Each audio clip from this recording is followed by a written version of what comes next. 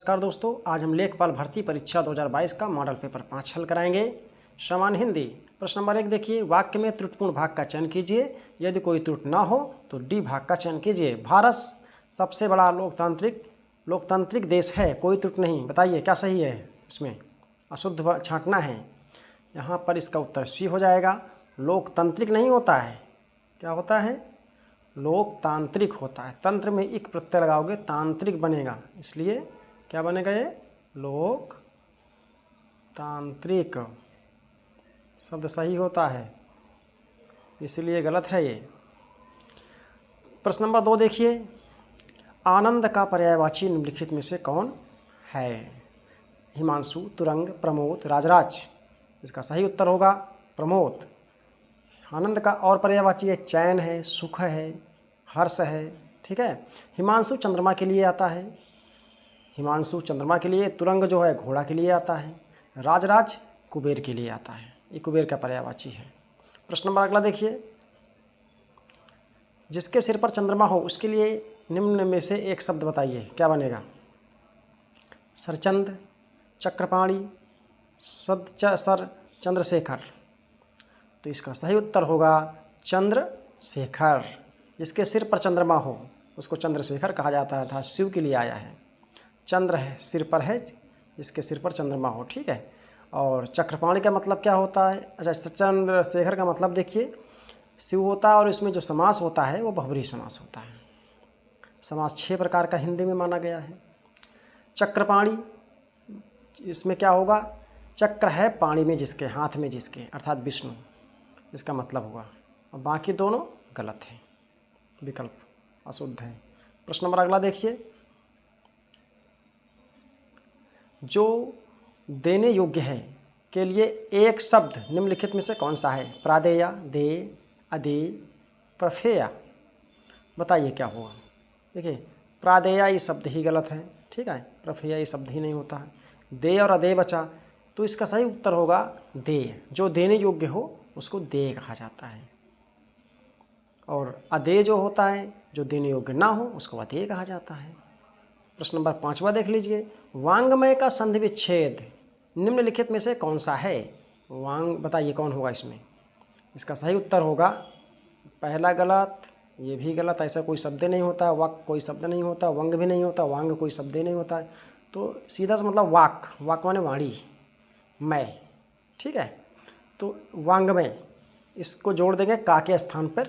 जब भी का के बाद यदि इधर का हो या प्रथम वर्ण कोई भी हो, इसके बाद माँ हो, तो इसका पंचम वर्ण हो जाता है। का अंगा अपने ही वर्ग का पंचम अक्षर हो जाता है, इसलिए वांग्मय बनता है।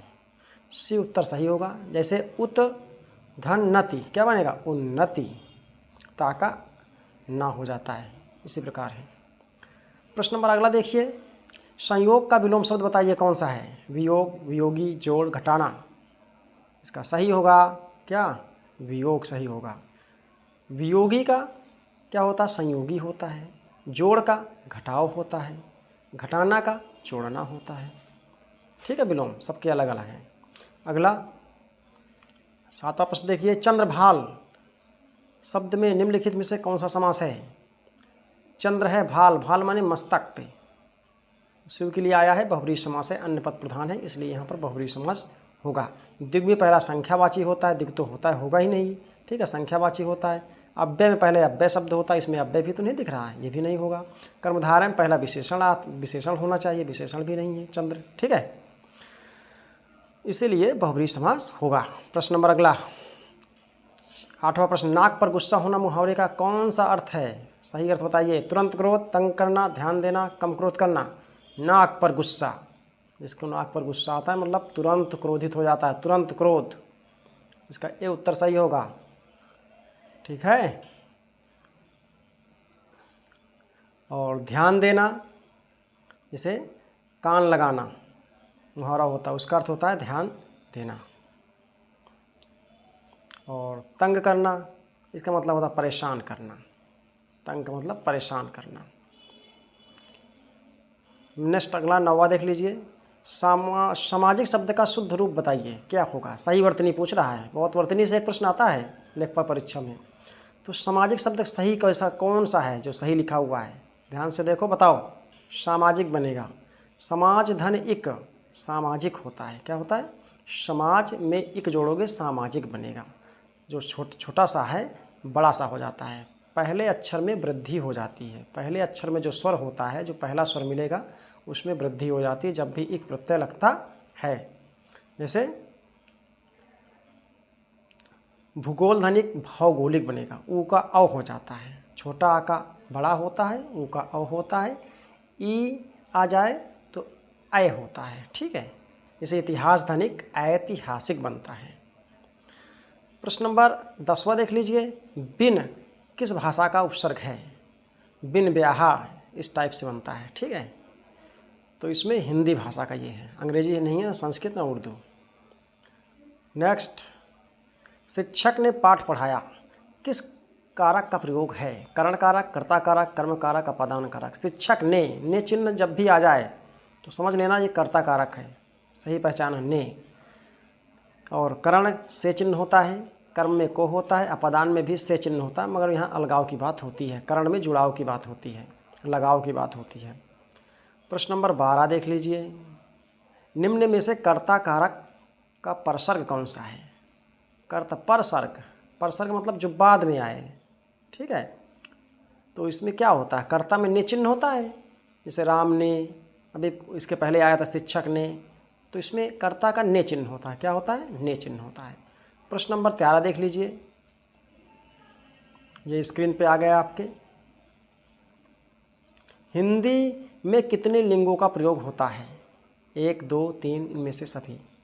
इसका सही उत्तर होगा, क्या होगा? 2, पुल्लिंग और स्त्रीलिंग, केवल 2 ही लिंगों का प्रयोग होता है हिंदी में। प्रश्न नंबर, संस्कृत में 3 लिंग होता है। आगे 14 नंबर देख लीजिए। अपवाद को छोड़कर वर्णमाला के अक्षरों, देखिए इसका प्रश्न क्या है? अपवाद को छोड़कर वर्णमाला के अक्षरों के नाम किस लिंग में होते हैं? जो अक्षर होते हैं जैसे क, ख, ग, ये किस लिंग में होता है? ये पूछ रहा है, बताइए क्या होगा? अच्छा प्रश्न है। पुल्लिंग, स्त्रीलिंग, नपुंसकलिंग, उभयलिंग। तो जो ये का होता है, जैसे कहते हैं छोटा का बोला, छोटा का है। जैसे खा है, खा कैसा है? छोटा खा। तो छोटा, छोटी, छोटी तो स्त्रीलिंग में आ जाता है, छोटा है, छोटा का है, इसलिए पुल्लिंग होता है। जैसे छा है, तो ये पुल्लिंग होते हैं, ठीक है। कुछ वर्ण होते हैं जो स्त्रीलिंग होते हैं, अपवाद है, जैसे री है, ऋषि वाला री, या ई है, छोटी ई बोलते हैं, उसको छोटा ई नहीं बोलते हैं, इसलिए वो स्त्रीलिंग है, मतलब अपवाद है वो, इसलिए इसमें पूछा अपवाद को छोड़कर। तो उनको छोड़कर क्या है, मतलब अपवाद न माना जाए, मतलब सामान्य रूप से पुल्लिंग होते हैं। प्रश्न नंबर 15 देख लीजिए। निम्नलिखित में से किसका प्रयोग सदैव बहुवचन के रूप में होता है?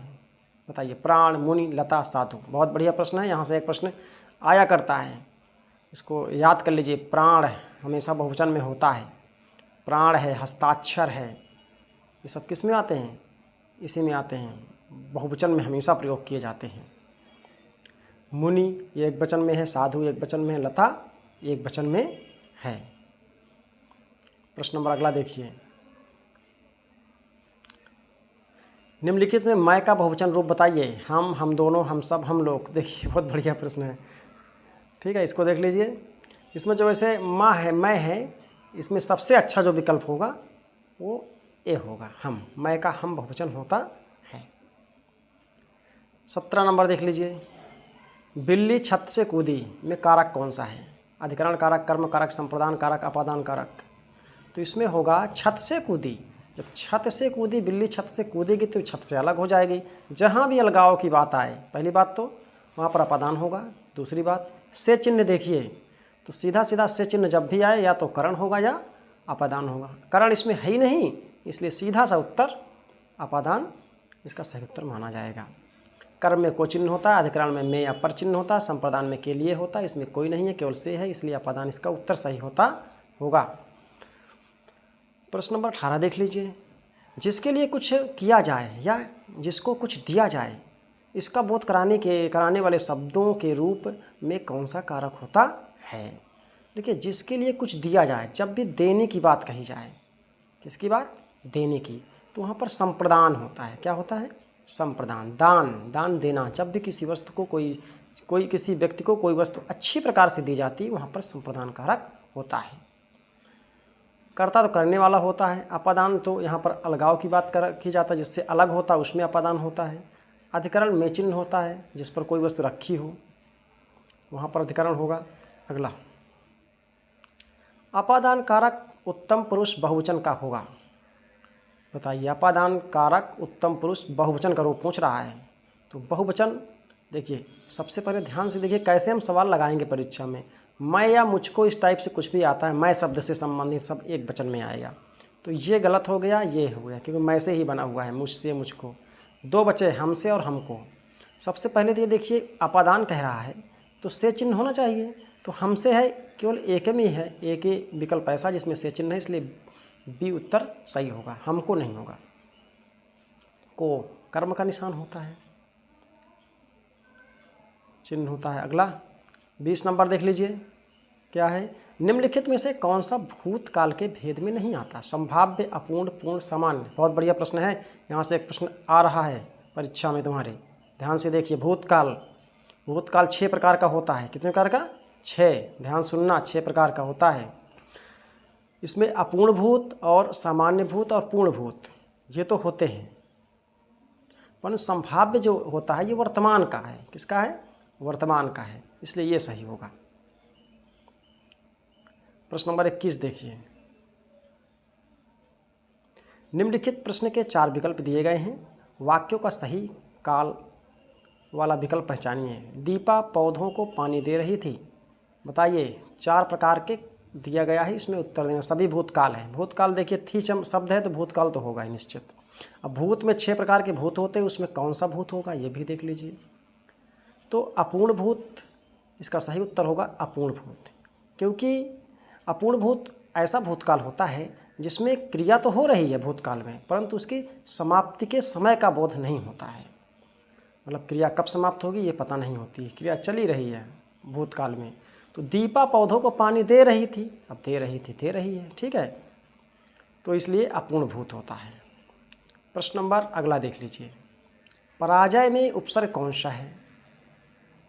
पहले देख लीजिए, पराजय उपसर्ग हमेशा शुरू में होता है, तो परा। देखिए पा तो उपसर्ग होता नहीं है, परा, अब पर भी नहीं होता है, परा होता है। प्रा, परा, अप, सम, अनु ये सब उपसर्ग होते संस्कृत के हैं, इसलिए परा होगा। विपरीत अर्थ में परा उपसर्ग आता है, पराजय। जय का उल्टा पराजय, जय का विलोम भी पराजय होता है। प्रश्न नंबर, और ये जय होगा नहीं, पर होगा नहीं, फा होगा नहीं। जय तो बाद में आया है, ये उपसर्ग कोई बातें नहीं, उपसर्ग होता भी नहीं है। प्रश्न नंबर अगला दीजिए 23, अपहरण में उपसर्ग बताइए। हरण, आ, रण, अप, ये उपसर्ग से भी एक प्रश्न आ रहा है तुम्हारी परीक्षा में, ध्यान से पढ़ लेना। ये भी टॉपिक छोटे छोटे बहुत आसान है। अप उपसर्ग, इसमें अप होगा, क्या होगा? अप। हाँ, अब 24 और 25 के निर्देश दिए गए हैं। निम्नलिखित वाक्यों में उनके प्रथम तथा अंतिम अंश संख्या 1 और 6 के अंतर्गत दिए गए हैं। शेष यानी बोध वाले 4 अंश या अलावा के अंतर्गत बिना क्रम के हैं। चारों अंशों को उचित क्रमानुसार व्यवस्थित कर सही विकल्प चुनिए। समाचार पत्रों में प्रकाशित विज्ञापनों, आवश्यक तथा उत्तमोत्तम, ल नंबर है पदार्थों से, वह है द्वारा लोग उपयोगी परिचित होते हैं। सही लगाना है क्रम। समाचार पत्रों में देखिए कैसे लगाओगे, प्रकाशित विज्ञापनों द्वारा लोग उपयोगी, आवश्यक तथा उत्तमोत्तम पदार्थों से परिचित होते हैं। इस प्रकार डी विकल्प आपका सही होगा। कौन सही होगा? डी सही होगा। क्यों होगा? देखिए पहले क्या कैसे किया गया, समाचार पत्रों में प्रकाशित विज्ञापनों, पहले ये होगा नंबर 1 पे, ठीक है, 2 पे द्वारा उपयोगी, 3 पे ये होगा, 4 पे ये होगा, इस प्रकार क्रम लगा हुआ है। 25 नंबर देखिए, भारत जैसे देश के लिए कुटीर उद्योग अत्यधिक जनसंख्या वाले अत्यंत उपयोगी सिद्ध हो सकता है। बताइए मिला सही क्या होगा? भारत जैसे पहले पे होगा अधिक जनसंख्या वाले, 1 नंबर पे आपका ये होगा अधिक जनसंख्या वाले। ध्यान से देखिए और बताइए कैसे सेट करेंगे आप। 1 में ये होगा अधिक जनसंख्या वाले देशों के लिए अत्यंत उपयोग, नहीं कुटीर उद्योग, तीसरा पे ये होगा, चौथे पे ये होगा, ठीक है। इस प्रकार क्या होगा देखिए, मिला लीजिए। पहला क्या होगा? ला, फिर या, फिर रा, फिर वाह। इस प्रकार पहला विकल्प सही होगा आपका। धन्यवाद। 24 प्रश्न आपके सब सारे प्रश्न सही हो गए। ठीक है, 25 प्रश्न सॉल्व करा दिया गया। यदि वीडियो अच्छा लगा हो सब्सक्राइब शेयर और लाइक जरूर कीजिए।